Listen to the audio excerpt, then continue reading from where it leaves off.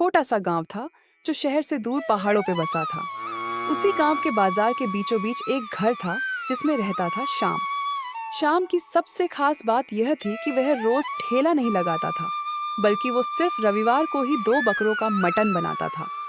साथ में रोटी, चावल और पापड़ भी बनाता।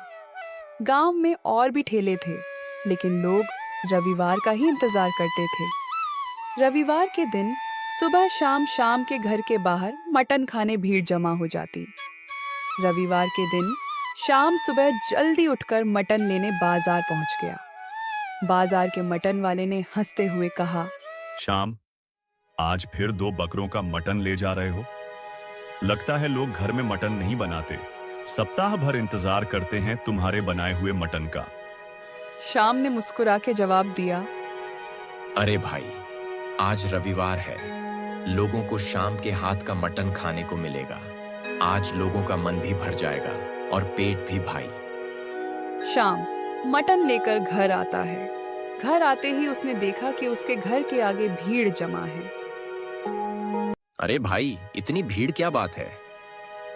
क्या श्याम भाई, आज रविवार है, तुम्हारे हाथ का मटन खाने आए हैं। जल्दी से बनाओ, पेट में कौवे कव कव कर रहा है। हाँ भाई, बनाता हूँ। मटन बनाने में 2 से 3 घंटे लगते हैं। इतना कहकर श्याम घर में आता है और मटन बनाने की तैयारी करने की सामग्री लेकर बैठ जाता है। मटन, इलायची, खड़े मसाले, घी, तेल, दही, पुदीना इत्यादि वस्तुएं लेकर वह मटन बनाने लगता है। कुछ ही देर में मटन पकने लगता है और पूरे घर और आंगन में मटन की खुशबू फैल जाती है। बाहर खड़े लोग खुशबू सूंघ कर ही उनकी आंखें चमक उठी। लोग आपस में बात करने लगते हैं, अरे भाई, श्याम अपने मटन में ऐसा क्या डालता है कि उसके बनाए हुए मटन इतना स्वादिष्ट और लजीज लगता है। कुछ ही देर में श्याम मटन का बड़ा बर्तन लेकर आता है और लोगों को परोसने लगता है। गर्मा गर्म मटन, चावल, नींबू, सलाद और पापड़। देखते ही लोगों की भीड़ जमा हो जाती है।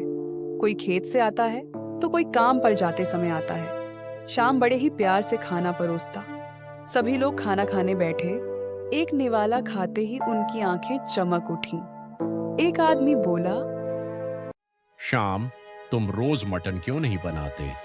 इतना लजीज मटन तो मैं रोज खाऊंगा। श्याम हंसते हुए बोला, भाई, यही तो मेरे मटन का राज है।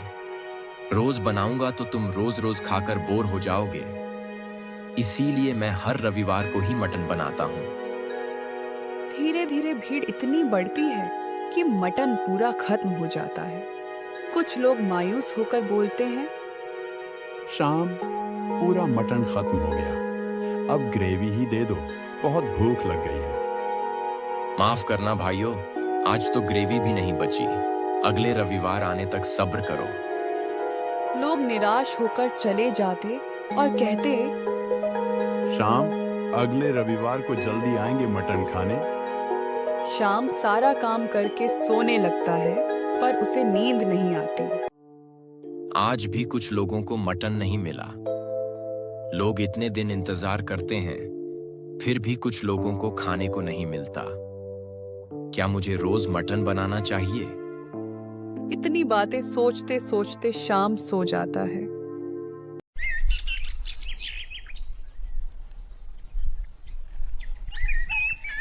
अगले दिन शाम चलते चलते एक पेड़ के नीचे बैठ जाता है।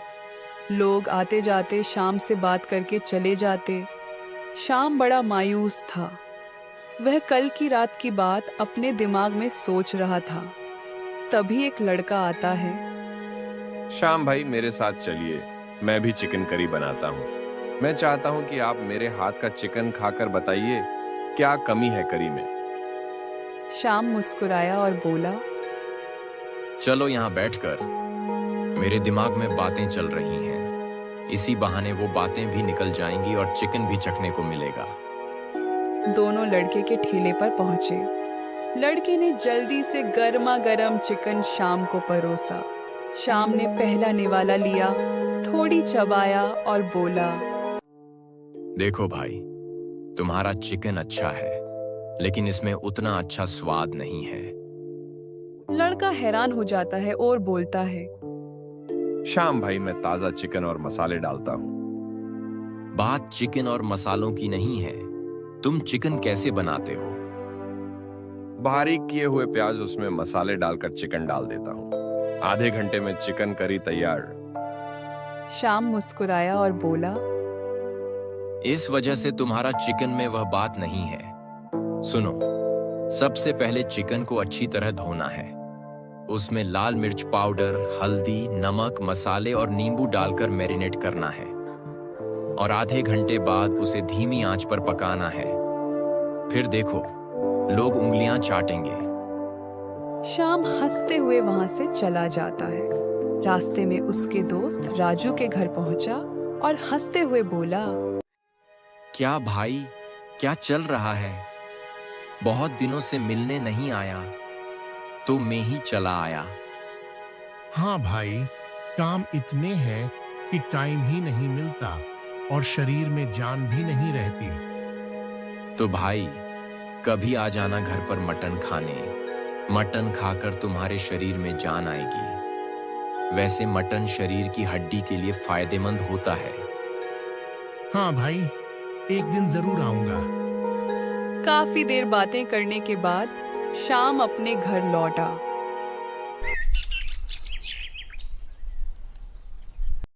अगला रविवार आ गया। श्याम मटन लेकर आया और लकड़ी के चूल्हे पर बड़ी हांडी में मटन बनाने लगा। कुछ ही देर में मटन की खुशबू पूरे घर और आंगन में फैल गई। दोपहर होते ही लोगों की भीड़ जमा हो गई। खाना परोसा गया। एक आदमी खाते ही बोला, अरे भाई, आज मटन बहुत अच्छा और ज्यादा है। रोज 2-3 पीस कम होते थे। आज ही के दिन मैंने मटन बनाना शुरू किया था, इसलिए आज थोड़ा ज्यादा पीस दिए हैं। सभी लोग खुशी से खाना खाने लगे। तभी पिछले रविवार के बचे हुए लोग आते हैं। शाम सभी को खाना परोसने लगता है। सभी लोगों की आंखें चमक उठी। तभी एक आदमी बोला, श्याम भाई, सब्र का फल मीठा होता है। आज पता चला, पिछले रविवार से इंतजार कर रहा था इस दिन का। तभी एक आदमी आता है। साफ सुथरे कपड़े और जूते पहने हुआ लगता शहर से आया हुआ हो। श्याम भाई, लोग कहते हैं कि तुम्हारा मटन बहुत स्वादिष्ट होता है। तुम मुझे इस रेसिपी का राज बता दो। मैं तुम्हें जितना चाहो उतना पैसा देने के लिए तैयार हूँ।